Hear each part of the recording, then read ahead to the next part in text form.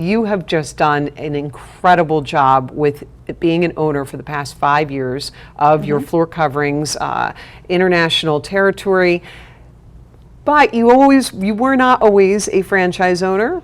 Correct. So what were you before all of this? Before this, I worked in the risk management, financial consulting world. So I did a lot of consulting work, and then I joined corporate America. I started an internal audit department for a tech company. So very different from flooring. Yes, you cannot be more different. You never woke up, I'm guessing, saying, I want to own my own floor covering business, correct? Or Correct. did you? I did not. No. I was shocked that this is what I wanted to do. Right? And I always tell my candidates, whatever I'm showing you, I guarantee you did not wake up thinking about it. So you were in corporate America. Why did you decide to become a corporate refugee and leave?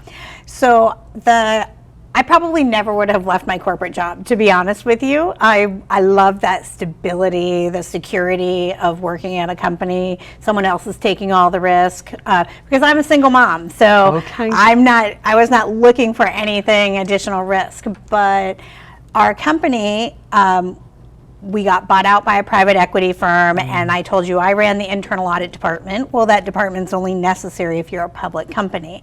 So now we weren't public anymore, and they were very good to me. They took good care of me as I was leaving. But I was thinking, okay, it will take me a long time to find another job that I like as much as this.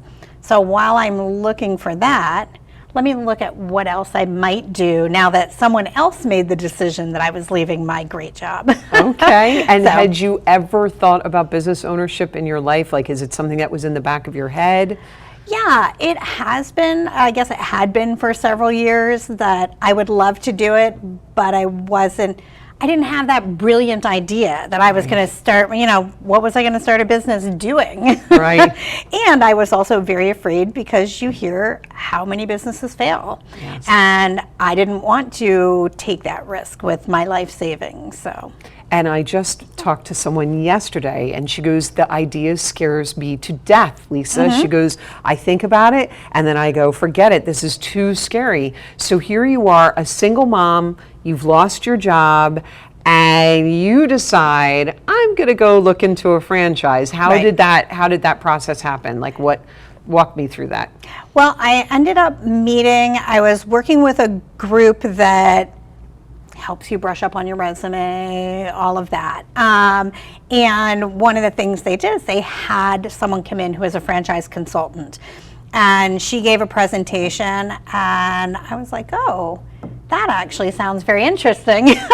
And I thought, well, it can't hurt. I said, I probably won't do it, but it can't hurt to find out more about it. And so as I was continuing to look for a job doing what I've been doing for the last 25 years, I also started talking with her, and she came back to me with a couple different concepts, and she said, but I think you're really going to like Floor Coverings International. I said, I probably am not, but I trust you. I'm willing to talk to them. But like you said, I never thought I would be in the flooring world. Sure. So I said, I don't know anything about flooring, so why would they even want me? Right. But then I was able to get a good understanding from them that they can teach a business person everything you need to know about flooring. Right. What's harder, if not impossible, is to take a flooring person and give them a business degree and teach them how to hire people and train people and retain them. And so that all made sense to me. And I said, okay, now this is making sense. I understand their business model.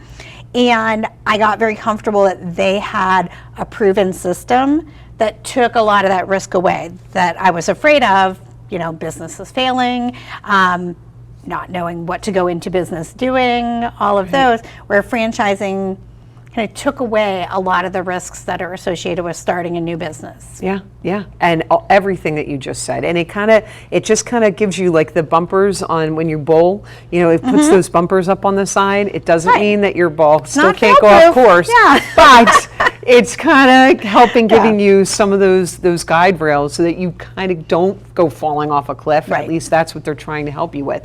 So floor covering, had no experience in it, single mom, you decide I'm going all in on this. And floor covering is also, it's a public company. They have sister companies that are well regarded. They're all complementary sister companies to Right. each other. And it's well regarded. It's a well regarded company. So it Right. felt safer for you than going with some startup franchise that, you know, Right. you have no Yeah, idea if and they're there going to be was a around. franchise that I talked to, and I would have quite frankly been the first woman to ever own it. And I love the idea of being a pioneer, but Right. again, I was not into taking on something really risky. If I didn't have my son, maybe I would have been willing to do that. You know, if I was in my 30s and didn't have my son, I would have been like, let's do this. All right, But so without no. revealing names, if we pull back the curtain, how is that franchise doing today? That franchise is definitely not growing at the same rate that, All right, so that you floor made the coverings is. absolute I did. right decision, right? So I good did. for I you. think so.